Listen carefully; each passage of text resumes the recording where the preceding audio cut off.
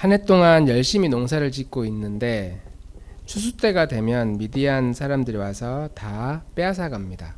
그리고 한 해 한 해 이게 반복이 되면 농사를 열심히 지어도 다 빼앗아 가기 때문에 아예 시작도 하지 않는 백성들이, 농사를 짓지도 않은 백성들이 나타나기 시작했고, 사람들은 각자 살 길을 찾아서 숨거나 산으로 들로 도망하였습니다.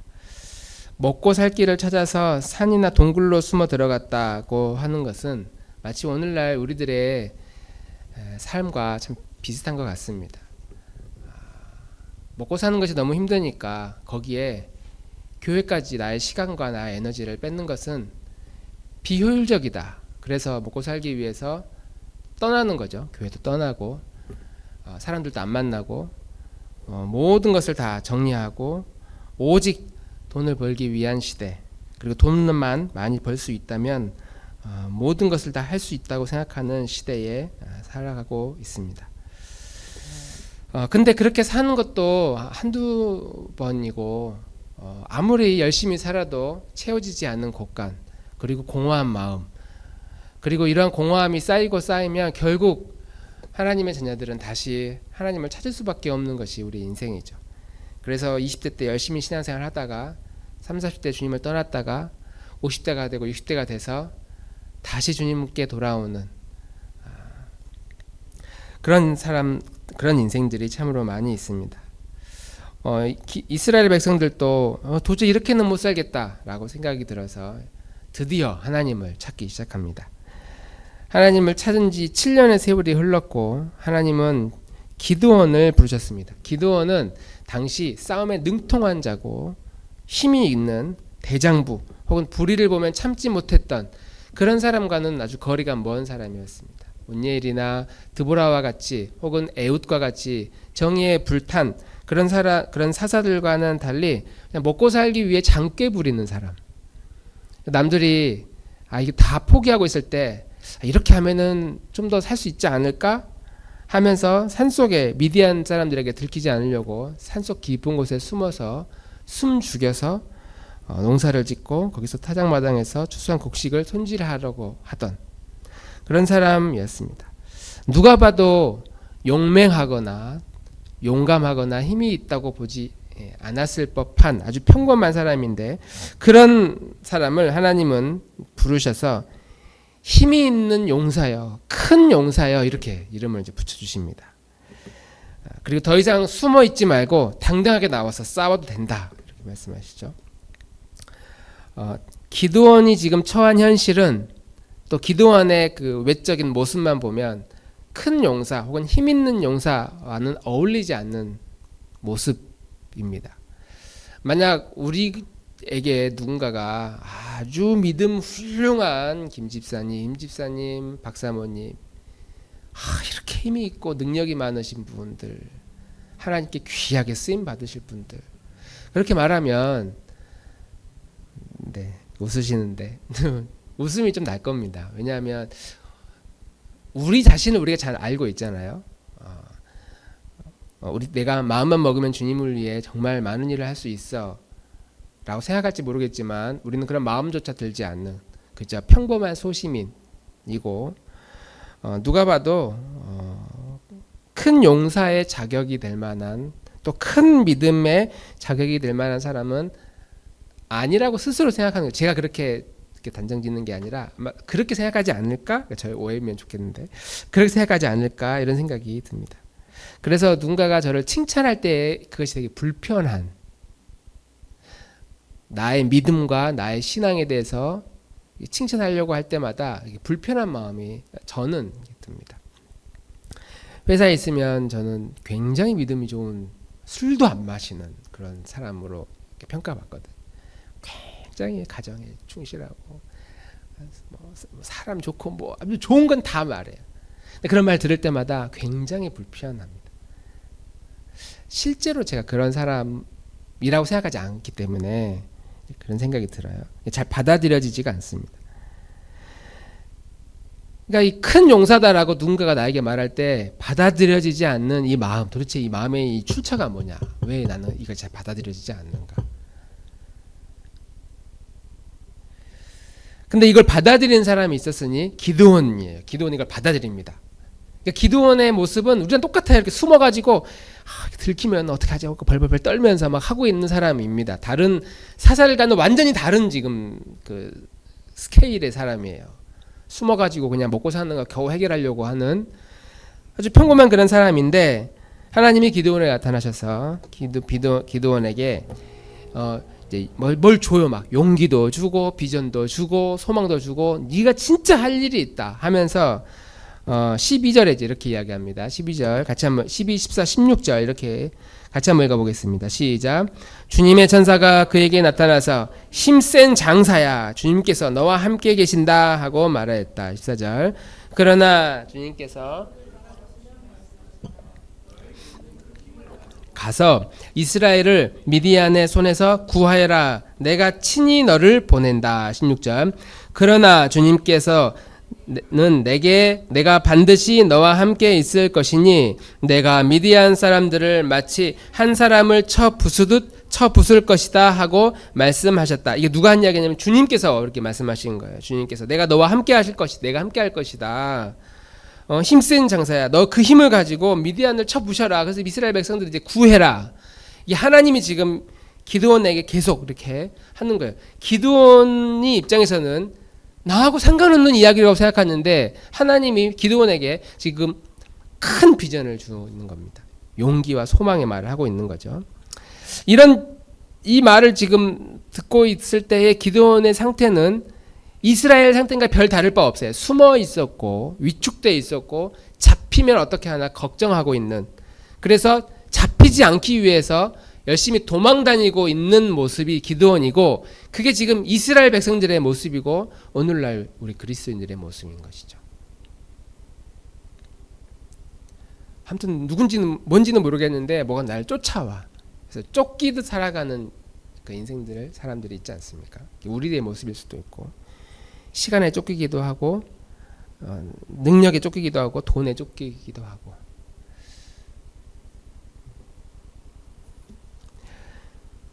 그러니까 우리는 이런 큰 용사가 될 만한 자격이 없는 그런 사람입니다. 영향력도 별로 없고 능력도 별 일 없고. 차이가 있다면 하나님이 기드온을 딱 불렀는데, 야, 큰 용사야, 힘센 장사야, 내가 너와 함께 할 것이다. 너는 할 일이 있다. 앞으로 이스라엘을 구해야 된다. 내가 너와 함께 할 것이니 한 사람 쳐 부수듯 너는 힘있게 그 미디안 족속들과 싸워서 승리할 것이다 라고 이야기를 할 때 이 기드온의 특징은 아멘 했던 거고, 자기가 그 일을 할 수 있을지 모르겠지만 아무튼 한번 해보겠습니다라고 그 말씀 반응했고, 계속 우리 그리스도인으로 살아가는 우리들에게 더 큰 용기와 소망을 준 우리는 아멘을 못하는 거예요. 참아. 나를 향한 하나님의 놀라운 계획이 있어. 근데 거기에 딱히 아멘을 하지 않고, 나를 향한 하나님 나를 정말 사랑해. 동의는 되지만 그렇다고 내가 뭔가를 할 것 같지는 않아. 아멘 하지 않고 자꾸 침묵하는 모습들이 우리 이 시대를 살아가고 있는 우리 그리스도인들의 모습입니다. 우리가 어떤 길을 가는데, 인생의 길을 가는데, 지금 내가 인생의 어떤 길을 가는데 어떤 확신을 가지고 길을 걸어가고 있느냐? 대부분 그렇지 못하거든요. 가다 보면 길이 있겠지, 우리 이런 생각 하거든요. 그리스도인들도 그런 생각 많이 합니다. 그러니까 하나님이 확신도 주시고 길도 막 인도하고 있는데 우리는 그걸 지금 확신하지 못해. 그냥 이렇게 살다 보면은 뭔가 또 생기겠지 하면서 그냥 끌려가는 거예요. 그게 아멘하지 못하는 우리 그리스도인들의 모습이다 하는 것이죠. 우리가 하나님께 무엇을 기도해야 될 것인가? 하나님, 제가 어떤 길을 가려고 하는데 이게 저는 잘 모르겠지만 하나님 이것도 주십시오, 저것도 주십시오. 달라고 할 게 별로 없으니까 우리는 별로 기도도 안 하는데 무엇을 기도해야 되느냐? 하나님 나에게 뭔가를 말씀하실 때 제가 거기에 아멘 할 수 있는 믿음을 주십시오. 아멘 할 수 있는 용기를 주십시오. 뭔가 반응할 수 있는 그런 힘을 저에게 주십시오. 이게 오늘 우리들에게 필요한 기도 제목이 아니겠습니까? 우리가 그런 믿음으로 아멘 할 수 있는 그런 믿음이 우리에게 있게 되기를 주님 이름으로 축복합니다. 자, 하나님이 이제 기드온을 부르셔서 큰 용사여 하나님이 너와 함께 하실 것이다 라고 말씀합니다. 12절 한 번 더 읽어보겠습니다. 시작. 주님의 천사가 그에게 나타나서 힘센 장사야 주님께서 너와 함께 계신다 하고 말하였다. 성경에서는 하나님이 나와 함께 하신다라고 하는 이 표현이 거의 대부분이 어떻게 쓰이냐면 내가 어떤 목적을 향해 가고 있을 때 어떤 목적을 향해 이동하고 있을 때 머물러 있지 않고 무엇인가를 향해 가고 있을 때에 주로 사용되는 표현입니다. 하나님 나와 함께 하신다. 그러니까 하나님 저 여기가 너무 살기 좋은데 저 여기 사는 동안 나와 함께 해주십시오. 이런 표현들은 거의 없어요. 하나님이 너와 함께 해주시고 하나님이 나와 함께 해주시고 그 함께 해주신다는 그 의미 안에는 계속 뭔가 액션을 취하고 움직이고 어디론가 이동할 때 목적을 향해 달려가고 있을 때 뭐 걸어가도 좋은데 어떤 방향을 가지고 가고 있을 때 주로 사용되어지는 표현입니다. 하나님 나와 함께 하신다. 야곱과 그의 가족들이 이제 삼촌 집에 라반 집에서 나와서 이스라엘 향해 가다가 갑자기 머무릅니다. 세겜과 혹은 숫곳이라는 곳에서 이동하지 않고 머물러 버립니다. 그러니까 그렇게 머물러 있는 동안 하나님은 함께하지 않아요. 그래서 거기서 계속 사건 사고들이 일어나거든요. 아브라함이 하나님이 약속의 아들을 자식을 주겠다라고 약속했는데 그 약속을 기다리지 않아요. 그리고 내 상속자는 엘리에셀 내 종입니다. 내 종이 그냥 양자로서 내 모든 재산을 상속받고 내 대를 이어갈 것입니다. 하나님이 주신 약속이 있는데 그 약속을 기다리지 않고 멈춰 있는 상태. 그런 동안 하나님이 함께 하시지 않으신 것이죠. 왜냐하면 비전이 무엇이냐면 이삭을 통한 하나님의 나라가 세워지는 것이 하나님의 비전이고 아브라함에게 허락하신 비전인데 많은 자손들을 주겠다고 약속하셨으니까. 그런데 그건 비전과 소망이지 현실은 지금 아들이 없고 100세가 다 돼가니까 현실이 없을 때에 아브라함은 머무르게 되는 현실을 선택한 것이죠.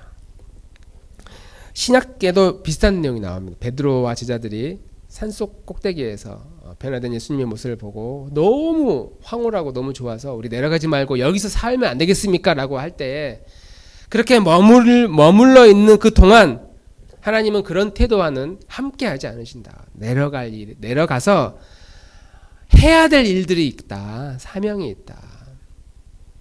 그리고 그 사명을 감당하는 동안 함께 해주신다는 것이죠.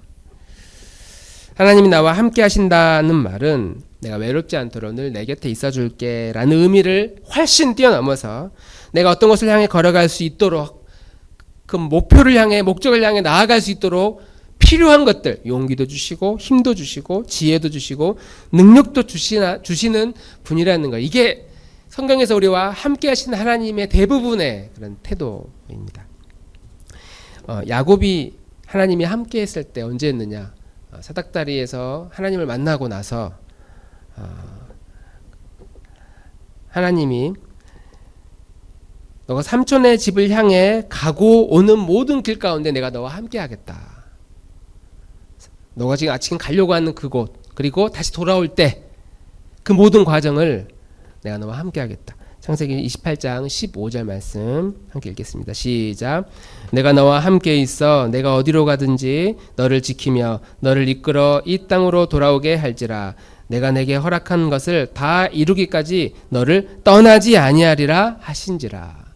행복하게 잘 사는 야곱과 함께하는 것이 아니라 내가 너를 이끌어 갈 것이고 다시 이끌어 올 것이고 허락하는 그것을 다 이룰 때까지 우리에게 주어진 그 목적이 다 이루어지기까지 내가 너와 함께하겠다. 가나안 정복을 앞두고 있던 여호수아에게 너는 마음을 강하게 하고 담대히 하라. 두려워하고 놀라지 말라. 내가 어디로 가든지 내가 너와 함께할 것이다. 이제 가나안을 향해 출정식을 하고 전쟁 준비를 하고 이제 가나안 땅으로 들어가면 이제 싸움이 일어납니다. 그 가나안을 향해 들어가는 그 마음을 먹고 액션을 취할 때에 하나님은 너와 함께 할 것이다. 너와 함께 할 것이다. 시편 23편도 유명한 고백이죠. 내가 사망의 음침한 골짜기를 다닐지라도 해를 두려워하지 않을 것은 왜? 죄 지팡이와 나와 주께서 나와 함께 하심이라. 주님이 나와 함께 하시는 그 동안은 숨어서 그냥 안락하게 생활하는 그런 삶이 아니라 내가 사망의 음침한 골짜기를 왜 다니겠습니까? 다윗이 어디를 가든지 이기게 하시니라. 어딘가를 향해 계속해서 움직일 때에 도전하고 이동하고 비전을 가지고 한 걸음 한 걸음씩 나아갈 때에 그렇게 할 때 하나님은 우리와 함께 하신다. 우리의 길을 인도하는 방식으로 함께 하신다는 것이죠. 예수님께서 승천하실 때에도 내가 너희에게 분부한 모든 것을 가르쳐 지키게 하라. 볼지어다 내가 세상 끝날까지 너희와 항상 함께 있으리라. 이 세상의 끝날까지 내가 너희와 항상 함께 할 것이다. 그 이 세상의 끝이라고 하는 것은 1차적으로는 우리가 생명이 끝나는 날일 수 있고 2차적으로는 주님이 다시 오신 날인데 우리의 인생이 끝나는 그 날까지 강물에 떠밀려 내려가서 이제 죽는구나, 내 인생이 끝났구나라고 하는 그 시점이 아니라 20절의 서두에 하나님이 우리에게 다 주신 사명이 있거든요. 내가 너에게 분부한 모든 것을 가르쳐 지키게 하라. 하나님이 나에게 하신 이 메시지, 나를 통해서 무엇인가를 한답니다. 그리스도인이 되는 순간 우리가 벗어날 수 없는 이 하나님의 사명. 내가 너에게 분부한 모든 것을 가르쳐 지키게 하는 그 길로 그것을 하기 위해서 주어진 사명과 목적이 다 이루어질 때까지 내가 너희와 함께 할 것이다. 그것이 이루어지는 날까지 함께 할 것이다. 예수 믿고 나면 아주 행복하고 편안함으로 하나님이 나와 함께하고 지켜주시니까 그것으로 나와 함께 하시는 인생이 아니라 내가 하나님의 사명을 받아서 그 사명을 이루기 위해서 부단히 달려가려고 하는 그 과정 가운데 그것이 이루어지도록 하나님은 우리와 함께 하신다. 그런 점에서 우리는 지금 어디를 향해 가고 있습니까? 하나님 우리를 부르셨고 나를 부르셨고 분명히 나에게 할 일을 맡겨주셨는데 그 사명을 위해서 우리가 과연 열심히 달려가는 중에 함께 하신 하나님을 느끼고 있는가?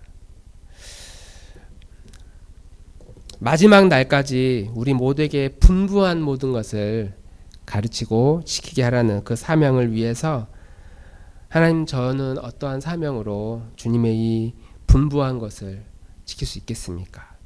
이것을 위해서 기도하는 우리 교우들이 되기를 주님 이름으로 축복합니다. 마지막으로 이제 기드온 이야기를 해보겠습니다. 하나님이 기드온에게 주신 비전, 이제 미디안을 물리치고 하나님이 통치하는 나라 이스라엘을 세워라. 이제 그렇게 이제 미션을 주셨어요. 그래서 이제 군사를 모아서 전쟁에 나가야지. 군대를 소집을 하니까 군대가 무려 32,000명이 모였습니다. 어마어마한 사람들이 전쟁하겠다고 이제 모인 겁니다.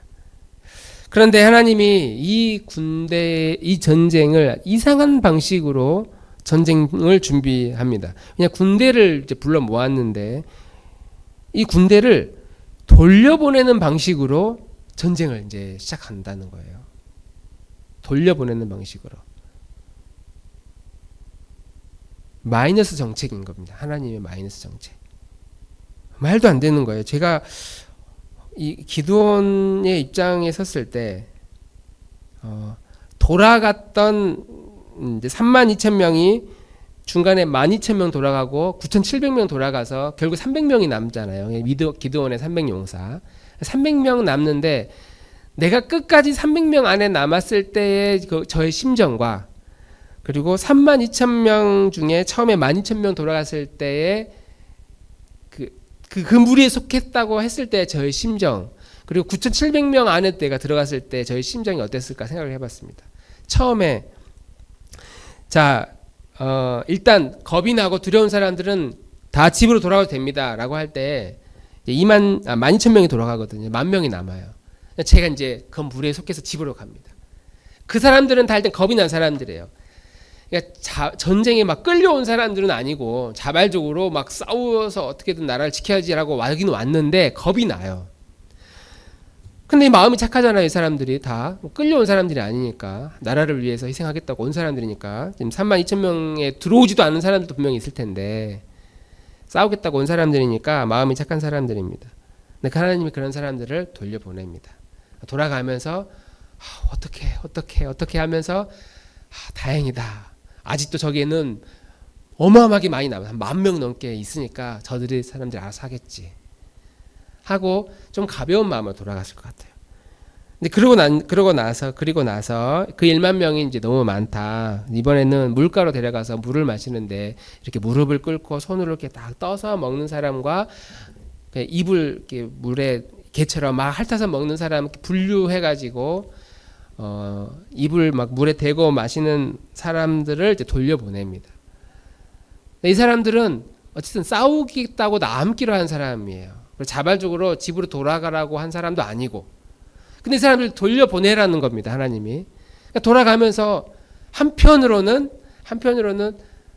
난 진짜 싸우려고 그랬는데 이건 뭐 하나님이 기도원이 가라고 하니까 뭐 어쩔 수 없이 가지만 어쨌든 내 할 일을 다 했다.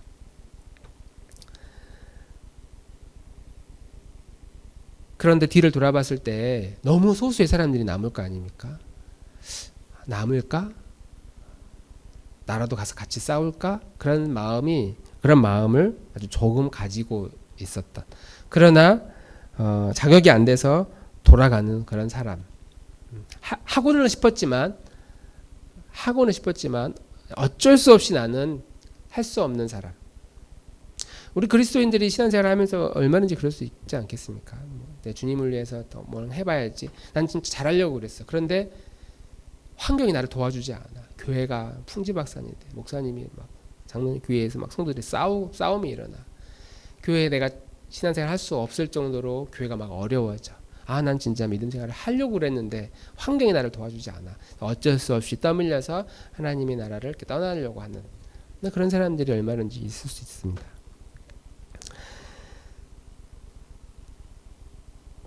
그럴 때마다 12,000명이 떠나고 9,700명이 떠날 때마다 가장 가슴이 철렁했던 사람이 누구였을까? 기도원이 당연히 가슴이 철렁했을 겁니다. 신앙이 깊어지면 깊어질수록 누구나 하는 고민이 있습니다. 내가 진짜 믿음 생활을 열심히 해봐야 되겠다.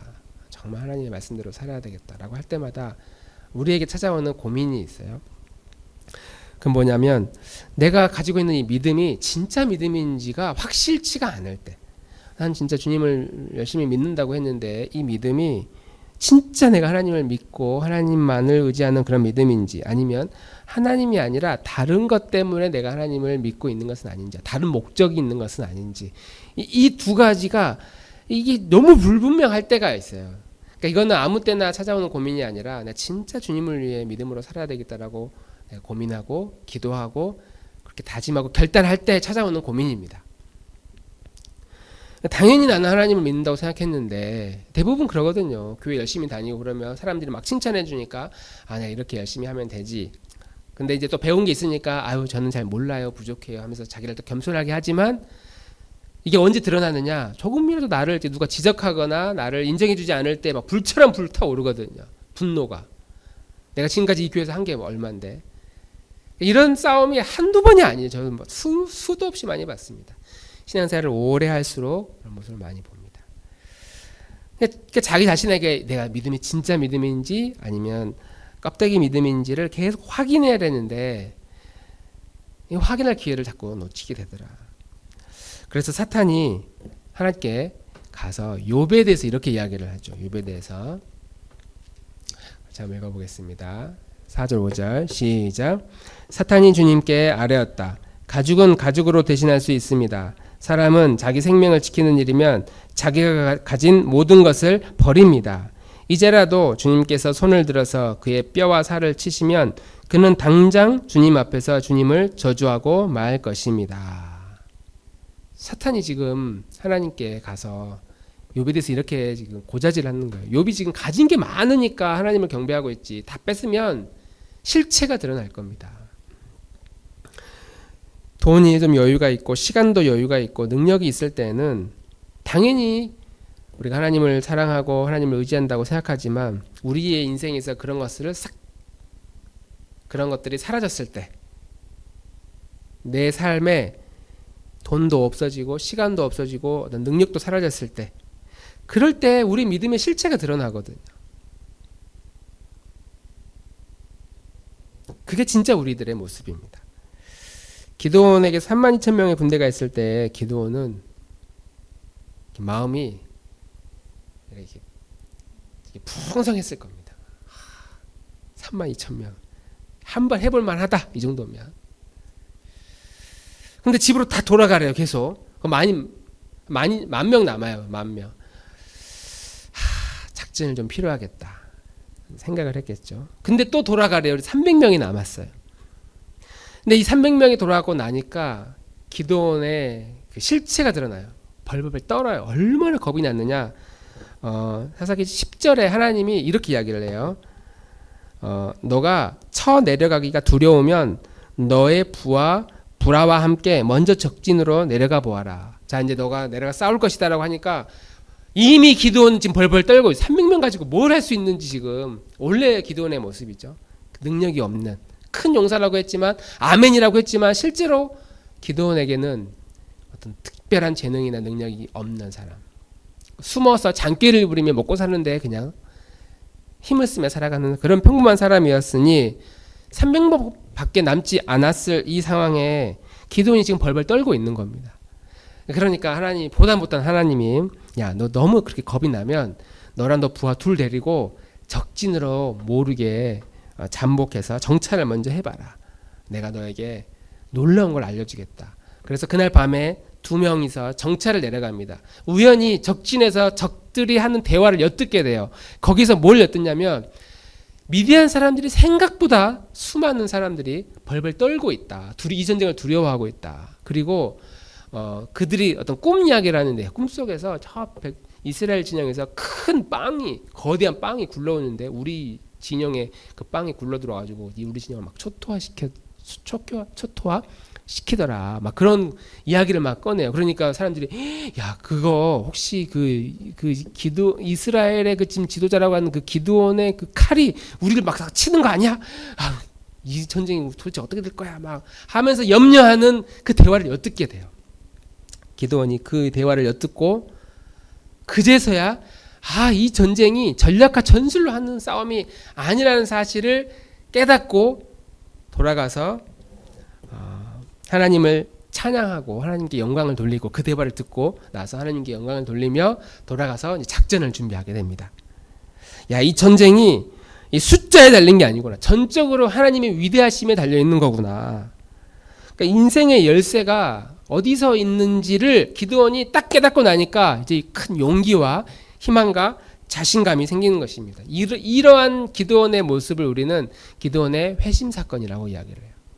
막 하나님께 매달려서 막 구원을 받았습니까 안 받았습니까 드디어 확신이 생겼습니다가 회심의 사건이 아니라 인생의 방향이 생각의 틀이 이렇게 바뀐 거예요. 완전히 두려워 떨던 기드온에게 인생의 열쇠가 보여지는 숫자나 능력이나 재능이나 나이에 있는 것이 아니라 내가 얼마나 하나님을 알고 그 하나님에 대한 신뢰, 하나님에 대한 믿음, 그리고 그 하나님에게서 이 모든 싸움의 승패가 달려있다는, 우리 인생이 달려있다는 그 사실을 깨달을 때,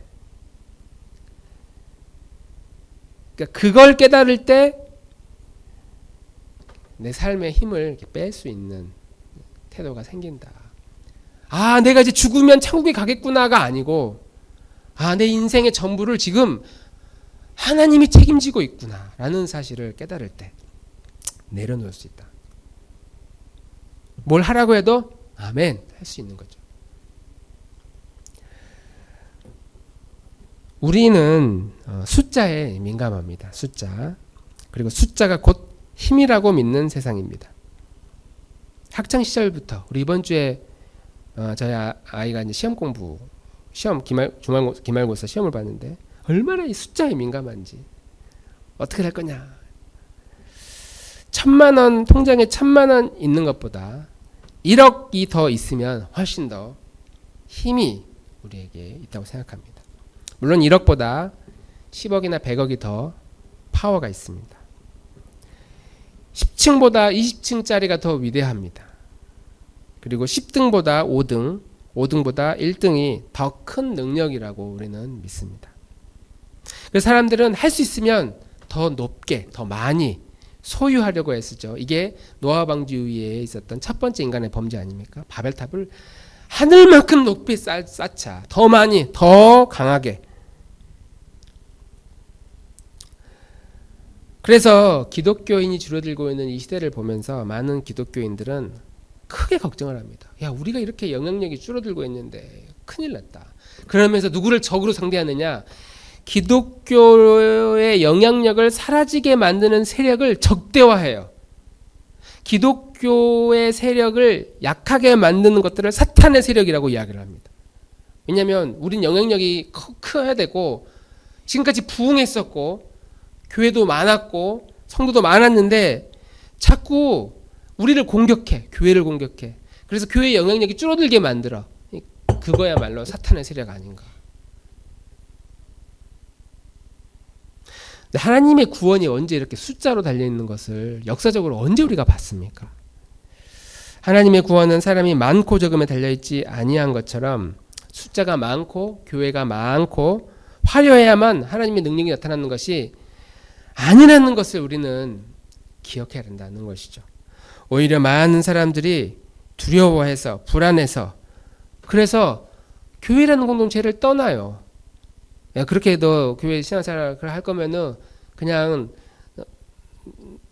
그 염려가 사는 게 염려가 되면 그냥 너를 보호해줄 만한 것으로 떠나. 사람들이 우르르 떠나버리는 시대인 겁니다.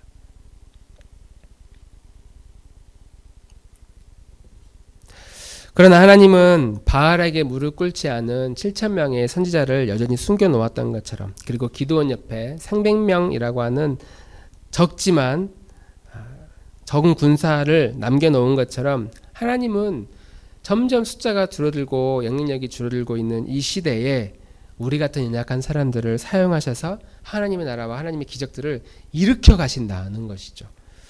오히려 우리가 기뻐해야 될 것은 내가 12,000명 중에 속하지 않아서 다행이다. 내가 9,700명에 속하지 않아서 다행이다. 내가 300명 안에 속해 있어서 정말 감사하다. 왜냐하면 이 싸움은 300명이 싸우는 것이 아니라 하나님이 싸우는 싸움이고, 우리는 그런 시대에, 이 마지막 시대에 믿음을 지키며 사는 것이 어려운 이 시대에, 너는 그 믿음을 지키고 이 말씀을 지키고 그 말씀을 마음에 새기고, 내가 비록 300명에 속한 소수의 사람이지만, 그래서 우리가 무기를 들고 뛰쳐나가면 우리는 단칼에 다 사라질 수밖에 없는 존재이지만, 이런 시대일수록 하나님의 능력과 하나님의 영향력은 훨씬 강할 것이기 때문에 우리가 가진 것이 비록 없고 드러낼 능력도 없어도 하나님이 우리를 사용하셔서 이 땅을 구원하시려는 하나님의 계획을 분명히 이룰 것이다. 그리고 우리가 무엇을 기도해야 될 것이냐? 하나님, 미천한 우리 같은 사람을 어떻게 사용하실지 모르겠지만 마지막 날까지 나를 통해서 사람들을 가르치고 지켜 하나님의 말씀을 지키도록 하는 그런 부르심으로 우리를 불러주셨다. 이 땅을 구원하시려는 하나님의 계획이 이루어질 때까지 우리는 쓰임 받을 겁니다. 그리고 쓰임 받는 자리에 지금 이 자리에 서 있습니다. 그렇게 사용되어지는